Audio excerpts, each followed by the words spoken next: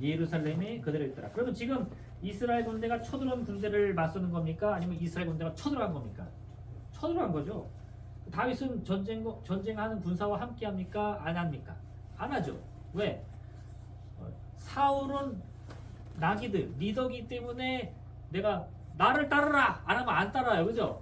아니 지금 내가 왕으로 세움받아 가지고 가서 싸워라. 그러면 누가 그 왕의 명령을 따르겠어? 나도 농사 져야 돼. 나도 밭을 새로 샀어. 아무도 안 움직이죠. 그러니까 사울은 어쩔 수 없이 갑옷 입고 자기도 나가서 맨 앞에 선봉에 싸우는 거예요. 다윗은 어떻게 한다 그랬죠? 돈 준다 그랬죠? 야 싸우고 와. 그러면 두말할 필요도 없어요. 다윗은 예루살렘에서 차나 마시며 여자가 목욕한 거 훔쳐나 보고 군대는 돈 받고 나서 싸우는 겁니다. 왜요? 출전할 때 이때는 언제예요? 그 1년 중에 군대가 싸우기 제일 좋은 계절이 돌아오는 거예요. 좋은 날도 따뜻해지고 이제 싸울만 하네. 그럼 어떻게 해요? 돈 주고 싸워라. 그럼 왜 돈 주고 싸워요? 나서 이기면 이게 차원이에요. 이해되세요? 그럼 이스라엘은 어떤 일이 벌어지죠? 부국강병해지는 거예요. 이해되시죠? 3월이 전쟁 시작할 때라고요. 그래서 행진 마치 그런 거죠. 예. 그리고 그렇기 때문에 이렇게 전쟁에서 이기고 포로들을 끌고 오면 그 포로들 중에서 또 누가 생길까요?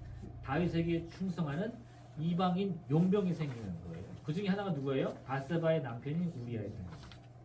이제 딱 그림이 맞춰지시죠? 네. 그럼 당시 예루살렘에는 이스라엘 사람들만 살았느냐? 아니요, 수많은 외국인들이 살았던 거예요. 이게 다윗의 특징이고요. 또 하나는 예루살렘. 아까 말씀드렸는데 예루살렘이 중요합니다. 아이고. 예루살렘은 엄청 중요해요. 그죠? 예루살렘의 다른 말이 뭐죠? 시온성. 시온이 무슨 뜻이죠? 하나님의 거처란 뜻이잖아요. 이 시온이라는 이름이 굉장히 중요합니다. 그 매트릭스 영화 보셨죠? 그 이렇게 인류가 다 멸망하고 인공지능에서 공격을 받는데 살아남은 그 인류가 함께 지하에 모여서 도시를 세웠어요. 어떤 도시죠? 시온. 그 도시 이름이 시온이잖아요. 왜요? 그런 이름을라도 갖고 맞서야지, 안 그러면 소망이 없는 거죠. 이 시온이라는 개념은 예루살렘이 성벽으로 둘러쌌단 말이에요. 느부갓네살이 삥 둘러쌌죠? 네. 이겼어요? 못 이겼어요? 못 이겼어요. 왜? 천사가 내려와서 하루아침에 그 군대 18만 5천 명을 한 번에 죽였잖아요.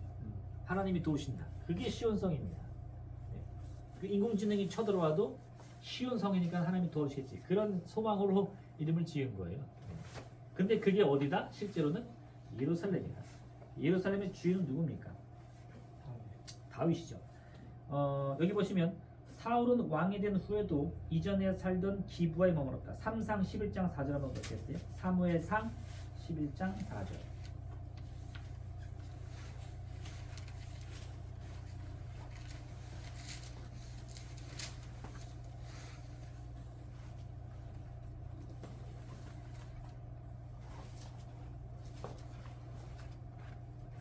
일절부터 보시면 아몬 사람 나하스가 올라와서 길랏 야베스에 맞서 진침해 야베스 모든 사람들이 나하스에게 이르되 우리가 언약하자. 그리하면 우리가 너를 섬기리라니. 아몬 사람 나하스가 그들에게 이르되 내가 너희 오른눈을 다 빼야 너희 언약하리라. 내가 온 이스라엘이 같이 모욕하리라. 이제 뭔가 분쟁이 붙은 거죠.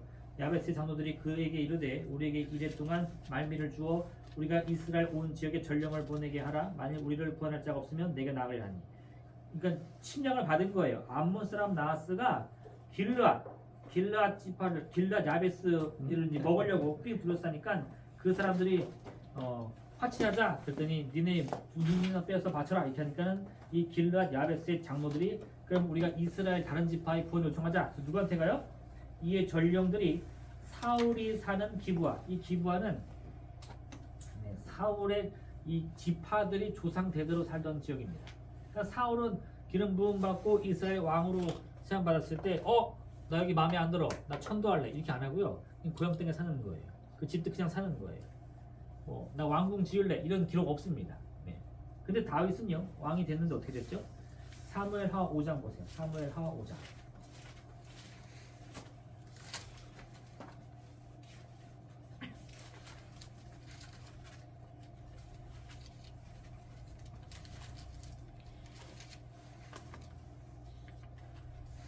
6절과 7절입니다. 7절, 8절. 사무엘하 5장 굉장히 중요한 부분이에요. 표시 따로 해주세요. 왕과 그의 부하들이 예루살렘으로 가서 그 땅 주민 여부수 사람을 치려하매 예루살렘의 주인은 아직 누구죠? 여부수 족속이죠. 그 사람들이 다윗에게 이르되 다윗이 예루살렘을 포위했어요. 그랬더니 여부수 사람들이 뭐라 그러냐? 네가 결코 이리로 들어오지 못하리라. 맹인과 다리 저는 자라도 너를 물리치리라 하니 그들 생각에는 다윗이 이리로 들어오지 못하리라 함이나. 예루살렘은 기본적으로 난공불락이라고 불립니다. 지대가 높고요. 높은 지대임에도 불구하고 또 땅이 평평해가지고 뭐 이런 식으로 되어 있는 것 같아요. 그래서 도시 세우기도 적합해요. 이 성벽이 이 지대가 높아가지고 성벽을 세우면 방어하기가 엄청 좋다고 합니다. 그러니까 여부수 족속이 여기다가 성을 지어놓고 방어를 하는데 이스라엘이 가나안 족속과 부지기수로 싸우고 막 블레셋과도 충돌하는데 예루살렘은 아무도 안 건드려요. 다른 가나안 민족들도 안 건드리고 이스라엘도 못 건드리는 거죠. 왜? 여기 먹을 수 있는 실력이 없으니까. 근데 다윗이 거기를 먹으려고 하는 겁니다. 7절 보시면 다윗이 시온산성을 빼앗았으니 이는 다윗성이더라. 이겼다는 거예요. 그리고 이 성의 이름을 시온산성, 다윗성이라고 불렀고요. 8절 그날에 다윗이 이르기를 누구든지 여부수 사람을 치거든 물 깃는 대로 여기에다 삥 둘러싸서 성벽을 치면요 딱 문제가 하나 생겨요. 뭘까요? 그렇죠. 먹고 마시는 거. 그래서 식량은 창고에 가득가득 쌓아놔요. 버틸 수 있을 만큼. 근데 물은 그게 될까요? 안 될까요? 안 되는 거예요. 뭐 오늘날처럼 물탱크나 치면 되는데 그 당시 그런 기술이 없잖아요. 그러니까 어떻게 하냐? 이런 성들마다 물길을 뚫는다고 합니다. 성경에도 이 물길을 뚫은 사람의 이름이 나와요. 누구요? 히스기야 터널을 뚫었다. 네. 그래서 히스기야는 이 아수르의 침공에 대비하기 위해서 이 예루살렘 성령에다가 히스기야 터널을 뚫은 거예요. 근데 여부수도 마찬가지로 물 길는 터널을 갖고 있었던 것 같아요. 그래서 이제 뭐 사람이 왔다 갔다 하면서 이제 물을 길렀겠죠. 그것을 다윗이 발견한 거죠. 그럼 어떻게? 군사를 보내는 겁니다. 이렇게. 그래서 일로 나오는 거예요. 마치 그 뭐죠? 그리스 신화의 트로이 목마처럼. 네. 그래서 이긴 거예요. 물 길는 대로 올라가서 다윗의 마음에 미워하는 다리 저는 사람과 맹인을 치라 했으므로 속담에 대어 이르기를 맹인과 다리 저는 사람은 집에 들어오지 못하려 하였더라. 그래서 이렇게 이야기가 되는 겁니다. 결국 다윗이 이때 이 사무엘하 5장에서 예루살렘을 정복하고 여기가 자기 땅이 되는 거예요. 그럼 이게 왜 중요하냐? 이스라엘은 기본적인 땅이 있다 그랬죠. 나할라, 조상의 유업. 조상들의 유업은 어떤 땅이라고 그랬죠? 가나안 땅에 들어갔을 때 하나님과 함께 정복해서 제비 뽑아 나눈 땅, 그죠? 한번 여러분 생각해 보세요. 여러분들이 우리나라가 전쟁이 크게 나가지고 이렇게 땅이 다 사라지고 토지 기록이 완전히 사라졌는데 다시 그 땅을 차지하려고 쭉 밀고 들어가서 전쟁을 해야 되는데 힘이 없어요. 그랬더니 미국이 도와줬단 말이에요. 미국이 우리나라를 도와줘서 북한들을 다 몰아내고 땅을 차지했어. 그럼 그 다음에 그 땅을 누가 분배해야 되죠? 미국이 하겠죠, 그죠? 너는 먹어라, 너 먹어라 이런 식으로. 그럼 그 땅은 완전히 내가 소유권에 넘어오면 상관이 없는데 하나님이 뭐라 그랬냐? 소유권을 안 준 거예요. 무상 임대는 해줬는데 그 소유권은 하나님 여전히 가져가지고 너는 그 땅을 절대 매매하지 말라. 네. 그리고 그 매매 너희가 피치 못할 경우에 매매를 했으면 50년 뒤에 반드시 돌려줘라. 그럼 그 땅을 누가 사겠어? 50년만 되면 다 돌려줘야 되는 거예요. 아무도 안 사는 거죠. 이해되시나요? 그게 조상들의 유업입니다. 그러면 내가 그 땅에서 산다는 것은 내 땅이 사실 아니라는 거죠. 근데 왜 그런 개념이 있었느냐? 가나안 땅은 기본적으로 하나님의 전쟁이니까. 기억나시죠? 하나님이 정복시켰으니까. 그러니까 소유권이 있을 수 없습니다. 전리품이 아니에요. 그런데 다윗이 돈을 주고 용병을 구입해서 예루살렘 성을 쳤어요. 이겼어요. 그러면 승리자는 누굽니까? 다윗이죠. 그러면 그 땅은 누구 것이 돼요? 다윗이죠. 그럼 그 땅은 다윗 마음대로 할 수 있을까요? 없을까요? 당연히 있죠. 네. 소유권이 다윗에게 넘어오는 거예요. 그래서 예루살렘은 다윗 개인의 땅입니다.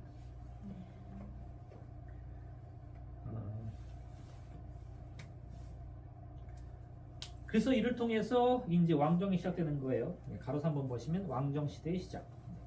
족장사는 하나님과 아브라함의 언약에 대해 진술한다. 족장사 뭐죠?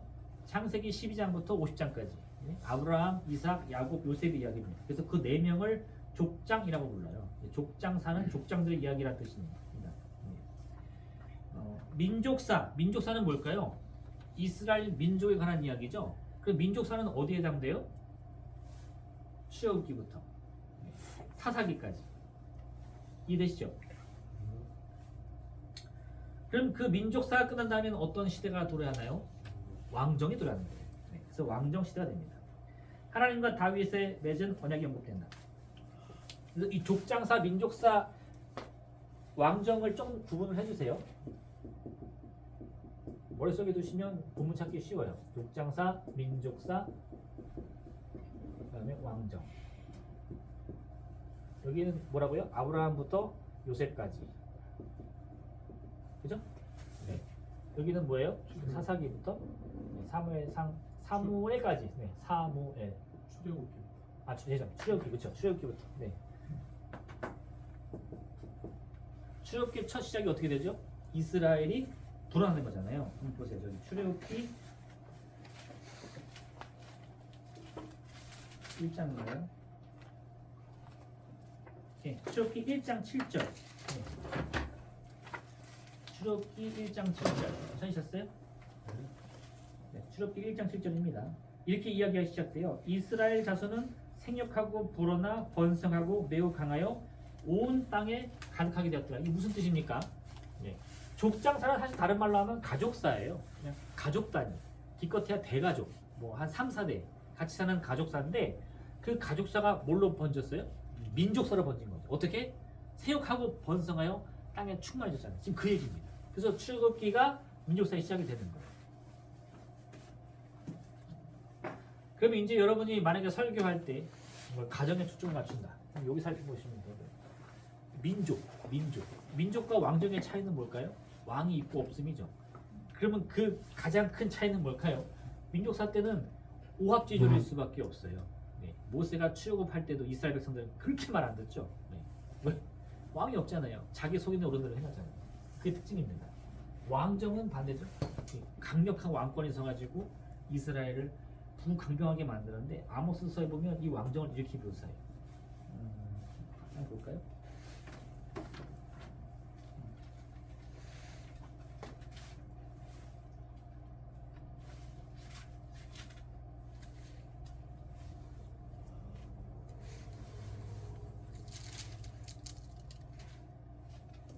아모스 6장. 네.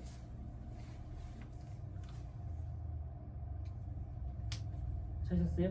아모스 6장 1절부터 7절까지인데 한번 볼게요. 네, 찾으셨습니까? 화 있을진저 시온에서 교만한 자와 사마리아 산에서 마음이 든든한 자 곧 백성의 머리인 지도자들이요. 누구죠? 시온, 예루살렘이나 사마리아에서 고위 저기 뭐 관료에 있든가 아니면 돈이 많은 사람들이겠죠. 너희는 갈레로 건너가고 거기에서 큰 하맛을 가고 또 블레셋 사람의 가드로 내려가라. 너희가 이 나라보다 나으냐? 이 영토가 너희 영토보다 넓으냐? 3절 너희는 흉한 날이 멀다 하여 포악한 자리로 가까워지게 하고 상하상에 누우며 침상에서 기지개 켜며 양떼에서 어린 양과 우리에서 송아지를 잡아먹고. 이거 지금 4절은 나쁜 것 같아요? 좋은 것 같아요? 이런 삶을 살면 좋겠습니까? 나쁘겠습니까? 엄청 좋은 거예요. 상하상이 뭐죠? 상하로 만든 침대. 얼마나 고급이겠어. 지금도 상하로 침대 만들면 가격 장난 아니겠죠? 거기서 기지개를 켜면 일어나서 아침에 일어나서 어린 양의 송아지 고기를 먹는 거예요. 왜? 늙은 소는 즐기잖아. 그리고 나서 뭐예요? 비파 소리에 맞추며 노래 부르고 다윗처럼 자기를 위하여 악기를 만듭니다. 할렐루야. 이런 삶 살고 싶죠?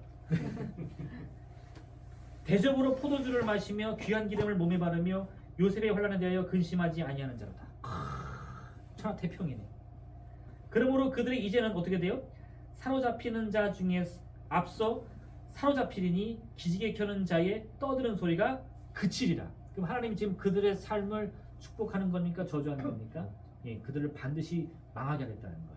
이게 언제라고요? 그게 왕정입니다. 그게 왕정입니다. 이해되시죠?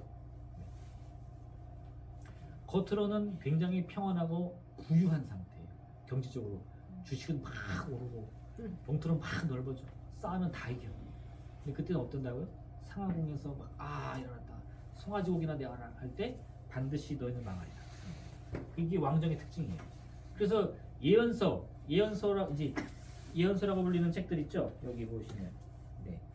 이사야, 예레미야 이런 것들. 거기 보면 참 설교하기가 되게 어려워요. 제가 구약 설교 되게 많이 하는데 예언서 설교는 거의 안 합니다. 메시지로 쓸 게 거의 없어. 망하리라 망하리라 망하리라. 그걸 어떻게 설교해? 근데 그 예언자들이 언제 나타나요? 이때 나타납니다.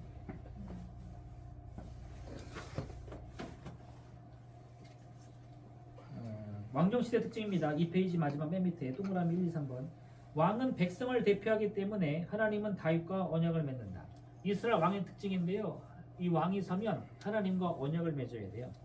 두 번째, 이 언약은 다윗의 계보를 통해 이루실 하나님의 원대한 구원 계획이 시작됐음을 나타냅니다.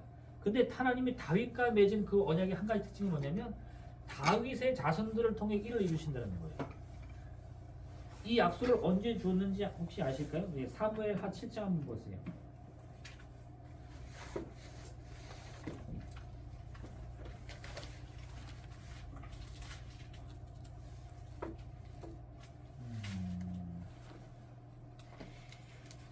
요거를 거기 제가 나단 신탁이라고 썼는데 이게 굉장히 중요한 본문이거든요. 나단 신탁은 따로 표시를 좀 해주세요. 정확히는 사무엘하 7장 8절부터입니다. 8절부터 16절까지. 이게 하나님이 다윗에게 주는 약속의 말씀인데요. 그러므로 이제 내 종 다윗에게 이와 같이 말하라. 만군의 여호와께서 이같이 말씀하시기를 내가 너를 목장 곧 양을 따르는 데에 데려다가 내 백성 이스라엘의 주권자로 삼고 내가 하는 모든 것에서 내가 너와 함께 있어 내 모든 원수를 내 앞에서 멸하였은즉 땅에서 위대한 자 이름이 내 이름을 위대하게 만들어 주리라. 이름을 높이겠다는 거죠. 또 내가 또 내 백성 이스라엘 위하여 한 곳을 정하여 그를 심고 그를 거주하게 하고 다시 옮기지 못하게 하며 악한 종류로 전과 같이 그를 해하지 못하게 하며 그 한 곳이 어디일까요? 다윗을 위해 선택한 하나님이 선택한 바로 그거. 예루살렘이죠. 다윗이 돈 주고 산 그 땅. 내가 너의 아파트의 가격을 2배 올려주겠다. 할렐루야. 네. 사실 그런 말이에요. 네. 이게 시온전승이라고 하는데 그래서 예루살렘이 아니면 안 되는 거예요. 하나님이 택한 한 곳, 그건 어디라고요? 예루살렘. 그래서 예루살렘만 되는 거예요. 뭐가? 우리나라도 요즘에 그런 말 많이 하잖아. 백투더 예루살렘. 아니 예루살렘이 뭐가 있다고 돌아가요? 왜 글로 가야 되죠? 하나님이 택한 곳이니까. 이해되시나요? 그래서 전 세계 모든 사람들이 예루살렘에 관심 가는 거예요. 혹시 가보신 분 계세요? 한번 가보세요. 그러면 그 예루살렘이 얼마나 이 다국적 도시라고 해야 되나? 네. 예루살렘 성전에 가봤는데 예루살렘 성전은 지금 어떤 모양이죠? 모스크입니다. 그 이슬람 사원으로 되어 있어요. 황금돔이라고 부르죠, 이렇게. 네. 하나님이 택한 그곳에는 알라를 위한 성전이 서 있고요. 그 알라를 위한 신자들이 다니는데 그 옆에 보면 아주 조그맣게 통곡의 벽이라고 있어요. 이렇게 구획이. 여긴 유대인들이 뚝 서가지고 기도를 하고 있어요. 거기에는 무장한 이스라엘 군사들이 쫙 지키는 거예요. 그래서 밑보면 바로 총 맞아요. 평화의 도시 예루살렘. 그리고 이렇게 이슬람과 유대인들이 마구 싸우는데 이 성전을 벗어나면 이 시장이 엄청 넓은데요. 그 시장에서 파는 모든 제품에는 누구의 얼굴이 그려져 있어요. 누굴까요? 예수 그리스도. 제일 잘 팔려요. 그게 예루살렘의 모습이죠. 네. 뭐 비꼬는 말도 있지만 사실은 그거예요. 전 세계 사람들의 관심이 집중돼 있습니다. 우리가 이스라엘과 관련된 게 아무것도 없음에도 매년 예루살렘으로 여행 가는 한국인이 수만 명입니다. 일본도 안 가고 대만도 안 가고 미국도 안 가고 예루살렘 꼭 가. 저도 갔다 왔어. 네, 그런 도시예요. 그게 여기서 시작된 거예요. 사무엘하 7장에서 시작된 겁니다. 그 다음에 11절 전에 내가 사사에게 명령하여 내 백성 이스라엘을 다스리던 때와 같이 아니하게 하고 너를 모든 원수의 손에서 벗어나 편히 쉬게 하리라. 여호와가 또 내게 이르노니 여호와가 너를 위하여 집을 짓고 내 수완이 차서 내 수성들과 함께 누울 때에 내가 내 몸에 쭉 좋은 말 나오죠. 16절 제일 중요합니다. 내 집과 내 나라가 내 앞에서 영원히 보존되고 내 왕위가 영원히 견고하리라. 내 왕위가 영원히 견고하리라. 무슨 뜻이에요? 다윗의 피를 물려받아야만 뭐가 돼요? 왕이 될 수 있어요. 그래야 왕이 될 수 있어요. 나중에 아달랴 할 때 나옵니다. 아달랴. 그 이스라엘의 가장 악한 왕은 누구예요? 아합. 잠깐 설명을 좀 해야 되는데. 잠깐만 넘어갈게요. 또 나올 수 있으니까. 이스라엘 가장 악한 왕은 아합. 아합의 아버지는 누구예요? 오므리. 오므리 되게 중요한 왕입니다. 근데 여러분이 오므리 잘 몰라요. 왜? 성경에는 한 구절밖에 안 나와요. 근데 왜 오므리가 중요하냐? 남유다에 예루살렘이 있다면 북이스라엘은 어디가 있죠? 남한에 서울이 있다면 북한에는 어디가 있죠? 평양. 남한에는 예루살렘, 북한에는 사마리아가 있어요. 그 사마리아를 도성으로 만든 사람이 누구예요? 그게 오므리입니다. 네. 오므리가 돈 주고 사가지고 그 땅을 만들었어요. 다윗이랑 똑같은 일을 했어요. 그리고 아합이 그걸 이어받았죠. 그리고 아합이 시돈 사람, 시돈이 페니키아인데요. 시돈 사람 페니키아 공주가 누구예요? 이세벨과 결혼합니다. 이세벨이 그 페니키아가 어떤 나라라고요? 바알 숭배의 본거지. 예, 성지예요, 성지. 그래서 바알 숭배 엄청 하잖아요. 그리고 그들 둘이 딸을 낳았어. 딸이 누구예요? 아달랴입니다. 아달랴. 근데 아달랴가 아하시아인가요? 남유다의 왕과 결혼을 해요. 근데 이 왕이 죽어요. 그랬더니 아달랴가 이 자기 남편의 피를 이어받은 아들 다 죽여. 그리고 자기를 왕으로 선포합니다. 그리고 이때 대제사장이 6살밖에 안 된 꼬마를 숨겨서 살려요. 그리고 백성이 그가 살았다는 얘기 듣자마자 아달랴를 죽여요. 그럼 그 일이 왜 일어날 수 있느냐? 이 살아남은 꼬마아이가 누구의 피를 이어받았어? 다윗의 피를 받았어. 그러니까 아무리 권세가 있고 외국물 먹고 공부 많이 해도 절대 남유다에서 인정 못 받아요. 예. 아버지 누구시니 이게 제일 중요해요.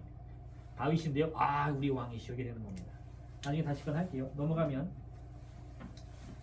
이게 하나님이 다윗에게 주신 약속입니다. 넘겨보세요. 예. 이거는 이따 다음 주에 또 할 거예요. 예. 그 다음에 블레셋은 아주 중요해요. 이 블레셋은 한자음으로 읽은 거고 이걸 영어식으로 읽으면 어떻게 읽을까요? 그죠? 팔레스타인이 되는 거예요. 오늘날 이스라엘과 팔레스타인 싸우죠? 그러니까 이스라엘과 블레셋의 싸움이 오늘날에도 계속되는 거예요. 사사시대 이스라엘은 가나안 땅에 남아있던 도시국가들의 잔존 세력과 이스라엘 국경에 인접해 있는 소규모의 적대적인 나라들과 끊임없이 분쟁할 거야. 이거는 설명드렸죠. 이스라엘께 전쟁을 합니다. 자기 소견에 오른대로 행하던 이스라엘을 심판하기 위해 하나님이 주변 나라를 심판으로 사용한다. 위기의 순간이 찾아오면 이스라엘 하나님이 돌아와 적들을 해원낸다. 이거 지난주에 했던 똑같은 내용입니다. 그때마다 하나님이 이스라엘 민족을 용서하시고 사사를 일으켜 이스라엘 압제자를 손에 구합니다. 근데 이게 이 사사기의 패턴이 어긋나기 시작하는 순간이 옵니다. 그게 언제냐? 블레셋의 등장이에요. 블레셋이 등장하니까 이게 끝나는데 그래서 마지막 사사를 우리가 보통 누구라고 말하죠? 삼손. 사무엘이라고 표현하는데 이제 사무엘은 마지막 사사인 동시에 첫 번째 선지자 혹은 예언자라고 표현하죠. 그러니까 이제 사사기에 나오는 마지막 사사는 삼손이에요. 그럼 그 삼손이 마지막인데 삼손이 누구랑 싸웠죠? 블레셋. 그렇죠. 그러면 블레셋과 싸웠을 때 삼손이 이겼어요, 졌어요? 졌어요. 삼손이 마지막 집을 무너뜨려서 거기 있는 몇몇 이 관람객들 초청받은 사람들이나 죽였지 블레셋을 무너뜨리지 못합니다. 그래서 삼손이 죽은 다음에 왕으로 세움받은 사울의 가장 큰 특명이 뭐였을까요? 블레셋을 격파하는 거예요. 근데 사울이 이겼어요, 졌어요? 졌죠. 블레셋과의 전쟁에서 사울은 죽고 누구도 죽었어요? 아들 요나단도 죽는 겁니다. 그럼 블레셋이 왜 이렇게 대단하냐? 동그라미 1번. 블레셋은 해양 민족으로 불리는데 에게해나 발칸 반도에서 이스라엘과 동일한 시대에 가나안 땅에 들어와 지중해 연안에 도착한다. 이스라엘이 이 밑에 이 시나이 광야를 쭉 통과해서 이렇게 들어온 달리 여기 지중해를 통해서 여기 에게 그리스 있죠? 거기 통해서 블레셋이 이렇게 온 거예요. 그래가지고 해양 민족이라고 불리는데 이게 좀 차이가 있어요. 당시 이렇게 배를 조정해가지고 항해수를 한 것도 대단한 거고 그렇기 때문에 이런 선진물이 있었는지 같은 시기에 도착했는데 블레셋은 도시국가를 세우면서 요 지중해 연안에 도시국가를 세우면서 이 강력한 힘을 점점 발휘합니다. 초창기 블레셋은 삼갈이나 삼손이라는 사사만으로도 대항할 수 있었는데 이후 블레셋은 급격히 확장하여 가나안 전체를 지배하는 막강한 힘을 발휘한다. 블레셋은 당시 가나안 지역에서 유일하게 철기를 다룬다. 사무엘상 13장을 보세요. 사무엘상 13장.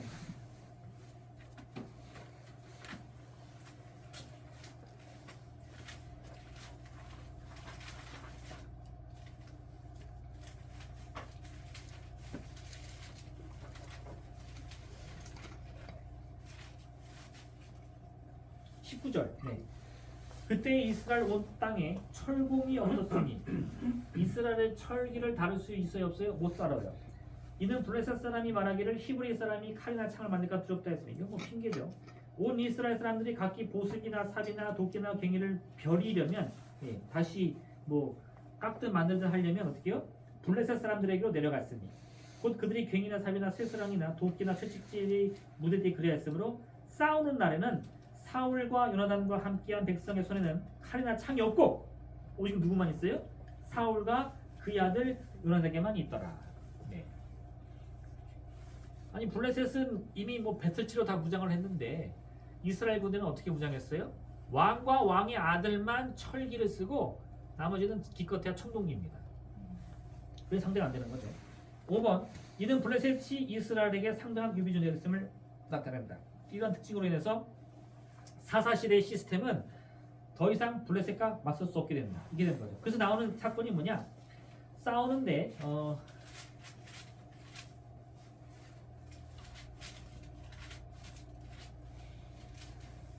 사무엘상 4장 한번 보세요. 사무엘상 4장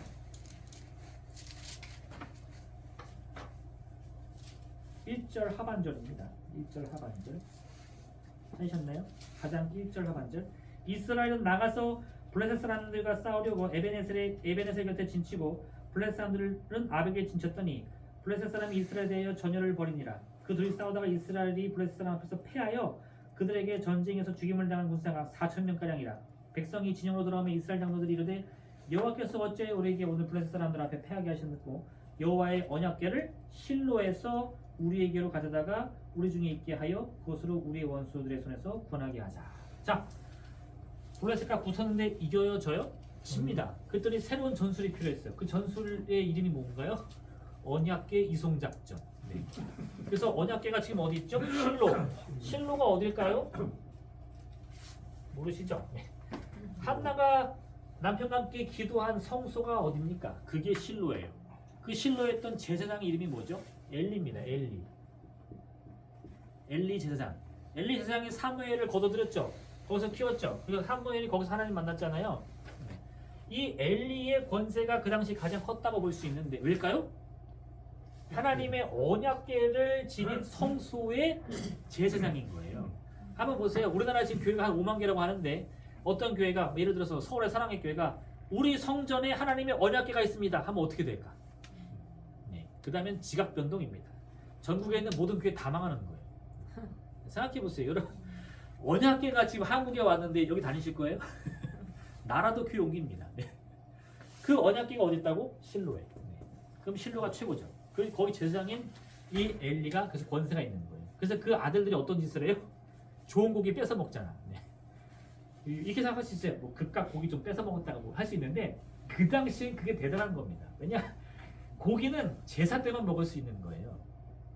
마음대로 먹고 싶다 먹을 수 있는 게 아니라 비싸기도 하고 귀하기도 하지만 또 이 언약적으로도 제사를 지내고 화목제를 지낼 때 남은 고기를 먹는 거지 난 돈 많다고 막 잡아먹을 수 없습니다. 죽일 수가 없어요. 네. 근데 그 딱 한 번 우리 온 가족이 고기 먹는데 제사장이 그걸 빼먹었다? 그럼 너 죽고 나 죽자지 그죠? 근데도 무사했던 게 이 권세. 그래서 언약궤를 가져갔는데 이겼을까요? 졌을까요? 졌어요. 이게 되게 웃긴 게 어떻게 지냐?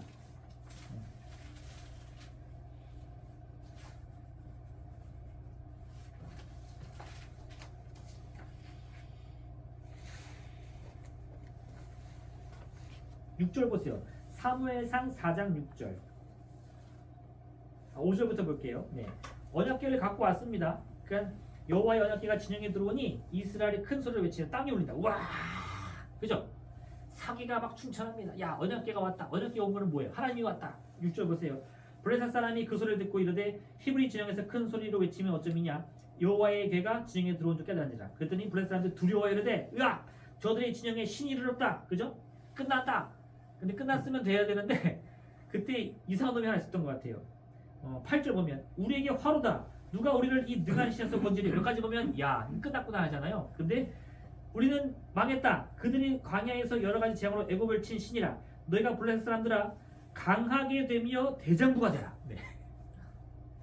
2판 4판이다. 오히려 블레셋 사람들이 두려워서 전의를 가다듬습니다. 그리고 그렇게 돼서 너희가 히브리 사람의 종되기를 그들이 너희의 종이 되었던 것 같이 되지 말고 대장과 같이 되어 싸우라 하고 블레셋이 이스라엘을 격파합니다.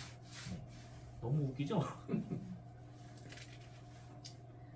여러분, 하나님은 여러분 뜻대로 움직이려고 하면 되는 일도 안 되는 거예요. 이 말 이해되십니까? 언약궤 가져간다고 하나님이 어휴 나 바쁜데 싸워줘야겠네 이게 아니라 오히려 안 될 일도 되고 될 일도 안 된다는 거예요. 우리 뜻을 앞세운다고 이 일이 되지 않습니다. 넘겨보시면 4페이지요. 그렇게 되면 하나님이 이스라엘과 싸울 것을 기대했다. 그런데 오히려 블레셋 군대가 전의를 불태웠고 그 결과 블레셋은 이스라엘에게 치명적인 일격을 가하고 언약궤도 뺏어간다. 네. 이스라엘 백성은 언약궤의 상실이 하나님께 자신을 저버린 증거라며 절망합니다. 네. 이 언약궤를 뺏은 사건을 예루살렘 성전 붕괴와 한번 엮어봤습니다. 이와 유사한 사건이 이스라엘 역사에 한 번 더 일어난다. 기원전 987년 중요한 연도입니다. 기원전 987년. 네. 다윗이 세웠던 예루살렘 성전이 바벨론에 의해서 완전히 파괴된다. 네. 그래서 왕하 25장 보면 그 성전이 완전히 싹 무너집니다. 따라서 백성들은 성전이 파괴되는 모습을 보며 하나님께서 자신을 버렸다고 생각한다. 언약궤가 뺏긴 것도 하나님이 자기를 버렸다고 생각하고 성전이 파괴된 것도 하나님이 자기를 떠났다고 생각했어요. 그런데 하나님이 떠났을까요? 안 떠났을까요? 둘 다 안 떠났어요. 뭐 이유 나오지만 언약궤 잃어버리고 어떤 일이 벌어지죠? 사무엘상 5장 보세요. 사무엘상 5장 5절 5장 1절부터 봐야 되는데 빼앗기고 블레셋 사람들이 하나님의 언약궤를 가지고 자기들이 믿는 신 다곤의 신전에 갖다 둡니다. 근데 3절 보면 아스도 사람들이 일찍 일어나 보니 다곤이 여호와의 궤 앞에 엎드려져 그 얼굴이 땅에 닿았는지. 그러니까 다곤 신상이 있었나 봐요. 근데 작업을 했더니 그 신상이 어떻게 돼요? 땅에 엎드려져서 이 하나님의 언약궤 앞으로 엎어지는 거예요. 네. 언약궤를 뺏긴 건 하나님이 이스라엘을 버렸거나 하나님이 능력이 없어서가 아니라 이스라엘이 범죄했기 때문이라는 거예요. 이해되시죠? 예루살렘 성전이 무너지는 것은 하나님이 능력이 없어서가 아니고 하나님이 관심이 없어서가 아니라 그 성전의 필요성이 사라진 겁니다. 잘 기억하셔야 돼요. 아니 그건 시온성이라면서요. 그 시온성의 이름을 하나님이 지었나요? 아니에요. 우리가 지은 거예요. 이해되세요? 사람들이 때때로 이런 말 합니다. 교회다. 그 교회라는 말의 의미는 뭡니까? 이것은 교회다. 그러면 이 교회라는 말의 의미는 뭐예요? 그 의미를 찾지 못하거나 잃어버리면 그 교회가 무너진들 하나님은 아무 상관이 없다는 겁니다. 이해되세요? 전 세계 하나밖에 없는 성전도 무너뜨린 분이에요, 하나님은. 근데 우리나라에만 5만 개가 넘는 교회 한두 개 쓰러진다고 해서 야, 하나님이 노하신다. 누가 판단합니까? 교회의 의미를 잃어버리면 안 돼요. 이해되시죠? 3번, 가로 3번. 언약궤의 상실과 성전 파괴의 결과. 하나님은 상징물보다 위에 계신다. 그렇기 때문에 언약궤나 성전에 묶이지 않는다. 네. 그죠? 동그라미 1번. 언약궤나 성전은 모두 하나님의 현존에 대한 상징인 것을 잊지 말아야 된다. 상징은 진짜가 될 수 없습니다. 이해되세요? 짝퉁 얘기 혹시 아세요? 짝퉁이 존재할 수 있는 이유가 뭘까요? 진짜가 있기 때문이죠. 예를 들어서 요즘에 뭐가 제일 유명해? 명품이 제일 유명한 거예요? 저는 잘 모르겠는데 뭐 유명한 게 뭐 있나? 핸드백 중에 뭐 있어요? 샤넬? 그 샤넬에 갑시다. 샤넬 핸드백 짝퉁이 있어요. 근데 제가 되게 놀랐는데 우리 와이프가 한번 짝퉁 핸드백을 샀는데 거의 한 3-40만 원짜리였었어요. 제가 기가 막혀가지고 짝퉁을 3-40만 원에 산다고? 근데 진퉁은 200만 원이 넘는데. 근데 여러분 그 진퉁이 없다고 해보십시오. 그럼 그 짝퉁으로서의 30-40만 원의 가치가 있을까요? 없을까요? 절대 없죠. 그건. 그럼 동대문에서 4만 원에 팔릴 가방이라는 거예요. 이해되시나요? 상징의 의미가 있는 것은 진짜가 있기 때문입니다. 근데 그 상징의 진짜에 대한 의미를 잃어버리면 그 상징은 아무 쓸모가 없는 거예요. 십자가가 중요합니까? 예수님이 중요합니까? 당연히 예수님이죠. 근데 교회는 지금 어디 목숨 걸어죠? 십자가에 목숨 걸어요. 왜? 십자가를 예수님이 생각하니까. 맞아요, 틀려요? 아니죠. 성경책과 하나님 중에 누가 더 중요하죠? 하나님. 성령의 목숨 걸 게 아니라 하나님의 목숨을 걸어야죠. 하나님의 목숨을 거니까 성령이 소중한 걸 아는 거지 하나님 없는 성경은 아무 의미 없다 이겁니다. 이 말이 되십니까? 상징으로 진짜를 되찾려고 하면 안 돼요. 그래서 하나님이 십계명 중에 뭘 주셨죠? 어떠한 것으로도 나의 형상을 만들지 말라. 하나님은 대체할 게 없다는 거예요. 근데 그 형상이 생기기 시작하면 교회가 진짜를 잃어버립니다. 제가 어느 교회에서 들었는데 십자가가 가운데 있는데 요즘에는 교회들마다 뭘 세우죠? 이 가운데다가 비전, 그죠? 비전을 세워야 되니까 뭐 LED든 빔이든 쏴야 된단 말이에요. 그랬더니 장로님이 난리가 나가지고 십자가가 옆에 있는 교회가 어디 있냐? 맞아요, 틀려요? 난 모르겠어. 그럴 수도 있어요. 십자가가 가운데 있어야 좋은 교회일 수도 있습니다. 근데 거기에 목숨 걸지 말아요. 이해되시죠? 네. 그 신념 자체는 인정을 하는데 그걸로 너 죽고 나 죽고 싸워서 무슨 의미가 있습니까? 담임 목사님과 장로님이 싸워서 무슨 일이 있겠어요? 제가 예전에 신학교 때 선배님이 해준 얘기인데 한 교회가 이 강대상 있고 그 앞에 그랜드 피아노가 있었어요. 그러니까 나중에 이 원로 목사님이 은퇴하시고 후임 목사님이 오셨는데 딱 보니까 이 강대상 앞에 있는 그랜드 피아노가 이 성도들과의 거리감을 너무 주는 것 같아. 그래가지고 이 목사님이 큰 맘 먹고 이거를 옆으로 착 당겼어요. 차양대 속으로. 근데 다음 주 어떻게 됐을까요? 담임 목사님 해임권이 올라오는 거예요. 왜? 우리 교회 수십 년 된 전통이 그랜드 피아노를 손댔다는 거지. 그래서 담임 목사님이 어떻게 했느냐? 용서를 구하고 근데 다시 안으로 옮겼습니다. 그리고 그 다음 주부터 10cm씩 옮기는 거예요. 적응되게.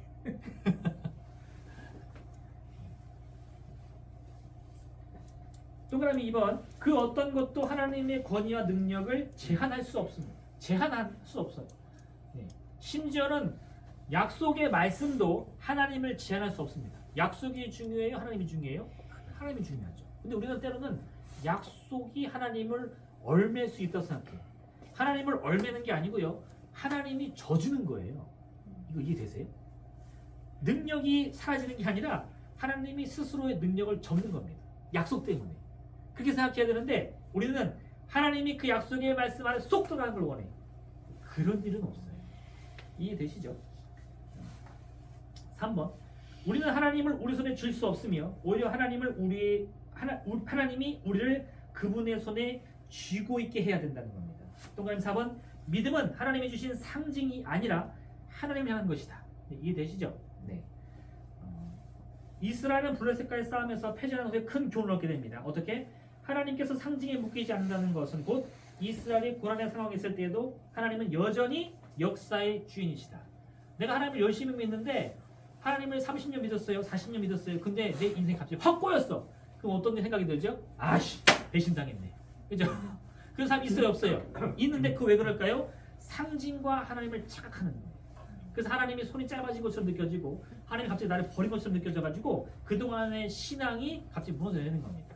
물론 그 서러운 마음까지 제가 뭐라고 하는 건 아니에요. 근데 그럴 수 있어요. 사랑하는 사람이 갑자기 뭐 목숨을 잃는 것을 봤을 때 그 장례식에서 보는 이 사람들의 이 서글픔이라는 것은 아무리 그 입술로 부활신앙을 고백해도 사실은 그 슬픔을 감추기는 어려워요. 근데 그걸 넘어서 가지고 완전히 막 무슨 사기당한 것처럼 하나님을 매도하는 사람들이 있는데 그 신앙의 핵심이 뭐냐? 이 상징으로서만 하나님을 봤다는 겁니다. 상징이 깨지니까 신앙이 흔들리는 거예요. 두 번째, 이스라엘이 그렇지 않다는 겁니다. 그래서 이스라엘 사람들은 언약궤를 상실한 후에도 하나님 권능을 의심할까요? 안 할까요? 안 한다는 겁니다. 이스라엘은 블레셋에게 패했지만 언약궤는 다곤 신상에 굴복하지 않는다. 오히려 다곤 신상이 언약궤에 굴복하죠. 동그라미 4번. 이스라엘의 승패와 하나님의 권능은 전혀 상관이 없다. 네, 이게 중요합니다. 우리 인생의 승리와 하나님의 권능은 상관이 있어요? 없어요? 없습니다. 내가 잘 나갈 때도 하나님이 여전히 창조주고 내가 못 나갈 때도 하나님이 여전히 창조주입니다. 근데 그걸 믿으면 내가 이기는 거예요. 이 순서가 헷갈리면 안 돼. 꼭 나를 이기게 해줘야만 하나님이 창조주다. 이게 안 된다는 겁니다. 그 야곱의 고백 혹시 아시나요? 야곱의 고백. 베델.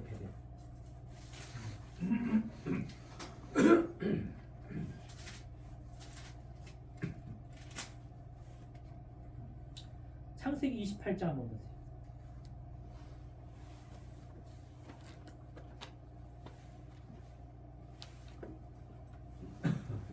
28장 20절. 창세기 28장 20절 찾으셨어요? 야곱이 소원하여 이르되 하나님 나와 함께 계셔서 내가 가는 이 길에서 나를 지키시고 먹을 떡과 떡과 입을 옷을 주시어 내가 평안히 아버지 집에 돌아가게 하시오면 여호와께서 나의 하나님이 되실 것이요 내가 기둥으로 세운 이 돌이 하나님의 집이 될 것이요 하나님께서 내게 주신 모든 것의 10분의 1을 내가 감사하게 드리리이다. 할렐루야. 되게 은혜스럽죠. 근데 이 이후에 야곱의 행위는 어떻습니까? 온전한 그리스도인이 되었어요? 안 됐어요? 안 되었어요. 왜 그랬을까요? 지금 이 고백 자체는요, 물론 이전의 야곱의 모습과 비하면 한 단계 발전한 겁니다. 이전까지 야곱은요, 자기 인생의 주도권을 어디 뒀죠? 책략에 뒀어요. 책략. 내가 머리를 써서 형을 꺾으면 내가 장자가 될 수 있다. 이런 믿음이 있었거든요. 근데 그게 꺾이니까 그 실패감 속에서 도망치듯이 떠나다가 이 광야에서 자다가 보니까 하나님 나와 함께 계시구나. 신앙이 생겼어요. 하나님 첫 번째 만났죠. 근데 그 신앙이 어떤 신앙이냐면 하나님이 내게 복 주시면 당신의 하나님이다 이거예요. 복 안 주면 안 된다는 거죠. 계약 파기. 그러니까 외삼촌한테 가가지고 어떤 일이 벌어져요? 외삼촌한테 옹팡 속아가지고 다 털리는 거예요. 10수년 동안. 땡들 한 거 못 받고. 20년이죠. 그죠? 네, 다 합시면. 이해되시나요? 그리고 그 야곱이 완전히 깨져서 하나님 앞에 두 손 두 발 드는 장면이 어디서 나오죠? 야곱강가에서 나와요. 왜? 확 부러지니까. 아이고 나 죽었네. 그때서야 깨닫는 거예요. 사실 그게 우리 인생이거든요. 대부분은요 우리는 이 베델 신앙에 머뭅니다. 어떻게? 하나님 내게 복 주시면 제가 헌금 많이 드릴게요. 하나님 요번님 말 잘 되게 해주시면 제가 이거 드릴게요. 이렇게 하잖아요. 그게 언제 깨져요? 내 뼈가 부러져 봐야. 할렐루야. 그 전에 깨달으면 좋다 이겁니다. 네. 제가 비난하려는 게 아니라 우리가 이런 삶을 살고 있다는 걸 알아요. 얼마나 아직도 미약한지를 우리가 알아요. 그걸 극복하는 겁니다. 언제? 고난이 닥쳤어요. 언약궤를 뺏기고 나니까 내가 잘못 생각했구나. 하나님은 언약궤가 아니구나. 그러는 거죠. 예수님의 십자가 1번 사람의 눈으로 보기에 십자가는 절망이며 고통이다. 맞죠? 그러나 예수님이 십자가에 달려 피를 흘리신 것은 하나님께 버림받았음을 의미하는 것이 아니다. 오히려 하나님 십자가를 통해서 우리의 구원계를 성취하신다. 십자가와 이 구원의 의미를 연결하는데 저도 거의 평생이 걸린 것 같아요. 지금도 이걸 내가 완전히 이해했는가 의심이 드는데요. 왜 그러냐? 아니 왜 하필 십자가인가? 왜 하필 이 고통과 죽음인가? 뭐 물론 이거 극과 극으로 보면 그냥 이해하기 쉬워요. 죽음이니까 생명을 가져오는 거구나 하면 되는데 이거를 제가 계속해서 살아가다 보니까 생각보다 이게 굉장히 복잡하다는 걸 알게 됩니다. 어떻게 해요? 해산의 고통. 네. 아니 어미가 사랑하는 자녀를 하는데 죽음동 살동 해야 나오는 거예요. 심지어는 거기서 목숨을 잃는 사람도 있다는 겁니다. 이게 인생이구나. 네. 그런 걸 느끼는 거죠. 4번 블레셋의 우위가 이스라엘 왕권 도입을 재촉한다. 이게 사건이에요. 외부에서의 압력이 이스라엘로 하여금 왕정으로 가게 밀어붙인 거지. 갑자기 이스라엘 사람들이 욕심이 충만해가지고 야 우리도 욕심 좀 부려볼까? 왕 좀 세워볼까? 이거 아니라는 겁니다. 네. 그러니까 이스라엘의 역사의 흐름은 사실 독떨어진 역사는 아니었어요. 이스라엘도 이 주변의 나라들과 함께 상호작용하면서 나아가는 거라 그때 가장 큰 역할을 했던 것이 블레셋이었다는 겁니다. 블레셋의 지속적인 강세로 인해 이스라엘은 타겟을 강구해야 됐고 12지파가 나뉘어져 위기 때 군사가 수집되는 방식으로는 제때 안 된다. 우리나라도 마찬가지죠. 제가 임진왜란 난중일기 말고 유성룡 장인가? 라는 분이 쓴 책이 있어요. 이름이 뭐였지? 징비록. 네, 징비록. 그걸 제가 읽어보니까 우리나라도 이런 게 있더라고요. 그대로 이 전통으로 내려오는 어떤 군사적인 방식이 있었어요. 이게 전쟁이 나면 여기 군사들이 한꺼번에 모여서 싸운다. 근데 일본 군대가 그때 쳐들어왔을 때 가장 취약한 방법이었대요. 그래서 오자마자 며칠 내에 우리나라가 쫙 밀린 거랍니다. 그걸 경험했더니 어떤 일이 벌어져요? 그 다음에 그 군사 제도를 다시 정비해서 그 적의 침입에 새롭게 대처할 수 있는 방법을 만드는 거죠. 이해되시나요? 그러니까 이스라엘도 마찬가지예요. 처음에 12지파가 한꺼번에 모여서 싸우는 것도 대응이 가능했어. 막 이기잖아요. 근데 이제 그걸로는 블레셋을 이길 수 없습니다. 백성들은 이를 해결하기 위해서 강력한 힘으로 12지파를 완전히 통합할 왕을 요구하는 거죠. 보소서 당신은 늙고 당신의 아들들은 당신에게 따르지 아니하니 모든 나라와 같이 우리에게 왕을 세우소서. 다른 나라는 이미 왕정으로 전환을 시작한 거예요. 여기서 여기 보세요. 당신은 늙었어. 그 당신은 누구예요? 사무엘. 당신의 아들은 어떤 놈이에요? 엘리의 아들과 똑같습니다. 악한 놈들이에요. 사무엘의 자식들이 똑바로 쓰면 아마 조금 더 늦었을 거예요. 근데 사무엘의 아들들도 기대할 게 없어요. 여기서 여러분 저기 그래서 이걸 좀 오해하시면 안 되는데 가끔 제가 그런 설교 들었어요. 엘리 제사장의 죄악 해가지고 막 설교를 하는데 그 마지막 대지가 그 자식 교육이었어. 자식 교육. 그 함부로 비난하면 안 됩니다. 왜요? 사무엘도 자식 교육 실패했어요. 또 누가 있을까요? 다윗도 실패했어요. 여러분 그 남의 치부를 쉽게 판단하면 안 돼요. 특히 설교할 때. 네. 사무엘의 아들도 실패했어요. 그래서 왕정이 도입되는데 비슷한 시기에 이스라엘과 함께 가나안 지역에 정착한 에돔, 모압, 암몬은 이스라엘보다 먼저 왕정을 도입했다. 블레셋은 여기서 멈추지 않고 5개의 거대한 도시가를 하나의 도시 연맹으로 만들었다. 네. 그래서 이제 점점 이 영토의 개념으로 가는 거예요. 성의 개념이 아니라 영토의 개념으로 가는 겁니다. 이에 반해 이스라엘은 여전히 뭐예요? 사사들이 하나님 앞에 계시받아야만 뭔가 움직이는 거예요. 그게 안 오면 막 적군이 칼을 들고 쳐들어오는데도 아유 하나님 빨리 계시 주세요 하고 기도할 수밖에 없는 겁니다. 얼마나 그 마음이 조급해졌겠어요. 이스라엘은 위기의 순간 하나님이 구원자를 통해 도와주실 것을 믿는 것이 옳으리라 생각했다. 이런 면에서 카리스마적인 사사의 통치와 왕의 지속적인 통치는 서로 모순되는 것으로 이해했다. 그죠? 그러나 블레셋의 위협은 이러한 기존의 생각과 이해를 더 이상 유지할 수 없는 상황으로 이스라엘 감정을 몰아붙인다. 문제가 없으면 무엇이 옳으냐 따질 수 있죠. 네.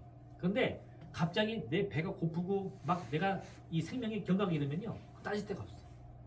수단과 방법을 가리지 말고 살아야 돼. 그러면 왕정이 옳으냐 안 옳으냐를 논의할 게 아니라 왕정은 뭐예요? 무조건 필요한 거예요. 이해되시죠? 네. 동그라미 1번 일시적으로 세워진 카리스마적 구원자로는 철기로 무장하고 지속적으로 전투를 준비하는 블레셋을 이길 수 없다. 2번 블레셋이 철을 독점했다는 것은 이스라엘 군대가 상대적으로 열악한 무장 상태일 수밖에 없음을 의미한다. 군대가 있어도 불리하다는 겁니다. 3번 위기의 순간 백성들 가운데 군대를 수립하는 방법은 전투 능력이 있는 이스라엘 남성의 전진 준비를 마치기까지 상당한 시간이 소요됨을 의미할 수 있다. 맞죠 이거는? 우리나라도 지금 만약에 이런 식으로 전쟁할 수 있다면 현역을 둘 필요 없이 다 예비군만 두면 돼요. 그죠? 정기적으로 군사훈련만 시키고 생업에서 일하다가 나팔 불면 나가서 총 들면 되잖아요. 근데 예비군은 따로 있고 왜 그 새파란 젊은이들을 1년 2년 동안 그 군대에 묶어두나요? 그래야만 싸울 수 있다는 거예요. 더군다나 남성 모두가 전투 소집에 있는 것도 아니다. 이런 상황을 타개할 방법은 상비군을 두는 것이었다. 상비군의 운영은 근데 가장 중요한 2가지가 필요합니다. 상비군이 있으려면 딱 2개가 필요해요. 첫 번째는 뭘까요? 권세. 명령을 들어야지. 군인은 있는데 전진 앞으로 그러면 너 나가세요 하면 어떻게 돼요? 안 되잖아요. 그러니까 군대에서는 군기를 빡세게 잡잖아요. 권세가 필요합니다. 2번째는 뭐가 있을까요? 돈이 있어야 돼요. 돈. 이게 없으면요 아무리 군세 빡세게 잡아도 나중에는 다 도망갑니다. 근데 이 2개를 이루려면 이거는 나기도로는 안 돼요. 뭐가 필요해? 멜렉. 왕이 필요합니다. 왕. 그래서 왕정에 쓰는 거예요. 왕정에 대한 비판적인 보고들 사사기에 명확하게 왕정을 반대하는 목소리를 담고 있다. 이거 제가 지난주에도 했죠. 이스라엘 백성이 사무엘에게 이방 민족과 같은 왕을 임명할 것을 요구하자 사무엘이 하나님을 버린 행위다 라고 말하는 것이 그 1장 연설이 있었고요. 하나님은 백성의 요구를 수용하시지만 왕의 권리를 통한 왕정의 부정적 결과를 백성이 경고하신다. 하나님도 왕의 부정적 결과를 경고하십니다. 그죠? 왕정을 찬성하는 기록도 있다고 했어요? 없다고 했어요? 성경에 분명히 있다고 했죠. 문제는 성경이 왕정을 찬성하는 모두 함께 담고 있다는 거다. 사무엘이 처음 사울을 만났을 때 하나님이 그를 왕으로 세우라고 말씀하신다. 네. 사무엘이 세웠다고 한 거 아니에요. 하나님 허락하신 겁니다. 이후 사울은 암몬을 이기고 요 앞에서 백성의 칭송을 받으며 왕이 됩니다. 왕이 된 사울은 대적들과의 전쟁에서 거듭 승리하며 이스라엘을 약탈자의 손에서 건집니다. 이거 한번 볼게요. 시간 없는데 봐야 돼. 사무엘상 14장. 네. 우리가 사울을 악한 왕으로만 기억하는데요. 물론 사울이 마지막에 실패했지만 사무엘상 14장 47절. 네. 사울의 전쟁 기록인데요. 사울이 이스라엘 왕이 오른 후 사방에 있는 모든 대적 모압, 암몬 자손과 에돔과 소바의 왕들과 블레셋 사람을 쳤는데 향하는 곳마다 이겼고 용감하게 아말렉 사람을 치고 이스라엘 그 약탈자 손에서 건졌더라. 그러니까 이 사울이 무작정 실패한 왕이 아니고요. 그 마지막 블레셋과의 결정적인 전투에서 져서 전사했을 뿐이지 그 이전까지는 이 사사기에서 비롯된 혼란을 잘 수습해서 왕정으로 가는 기틀을 마련했다는 겁니다. 이거 이해되시죠? 사울 왕의 지적이 분명히 있어요. 성경도 그걸 기록하고 있고. 근데 우리가 이걸 왜 무시할까요? 안 읽어서 그래, 안 읽어서. 성경을 안 읽어서.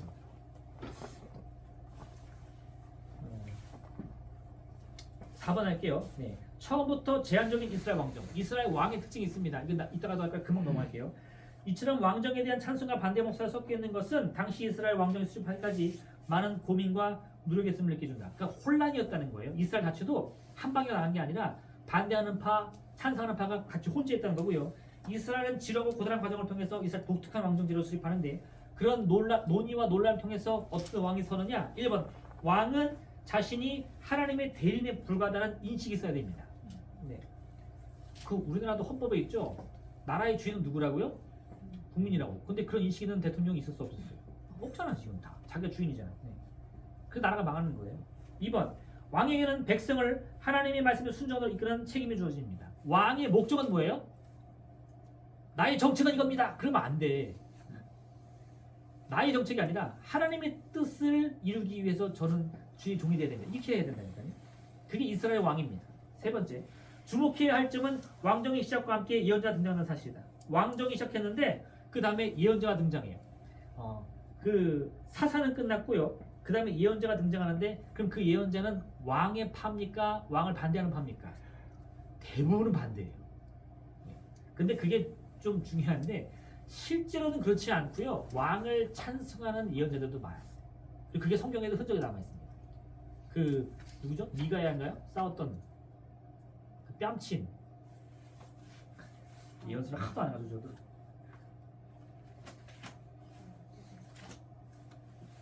누구지? 하여간에 그 하나님이 부르신 예언자의 뺨을 치면서 네가 오르냐 내가 오르냐 싸우는 예언자가 있어요. 왕의 녹을 먹고 왕의 편에 서서 왕의 승리만을 노렸던 예언자도 많았습니다. 근데 성경에 그런 사람들의 쓰잘데기 없는 얘기는 기록이 안 됐을 뿐이에요.